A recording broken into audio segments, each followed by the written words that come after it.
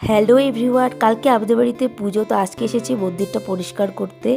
তো মিস্ত্রি কাজ করেছিল, আশেপাশে অনেক নোংরা সিমেন্ট পড়ে আছে। আর এই দিকে আবার পরিষ্কার করা দেখে রনি এসছে, ঠাকুর দেখতে না পেরে তার স্পাইডারম্যানটাকেই ওখানে বসিয়ে দিয়েছে। আর বলছে এখন থেকে নাকি ওর স্পাইডারম্যান এখানেই থাকবে। তুমি কালকে আসবে আমাদের বাড়িতে। হ্যাঁ, কালকে আমাদের বাড়িতে ছুটি নিয়ে এসো। এরকম হাসে নাকি? হ্যাঁ হ্যাঁ হ্যাঁ হ্যাঁ। আর বাড়িতে পুজো থাকলে তো জানোই কতটা কাজ থাকে, আর আমি বাড়িতে একাই বউ যে আমাকে সব কিছু একা হাতেই করতে হয়।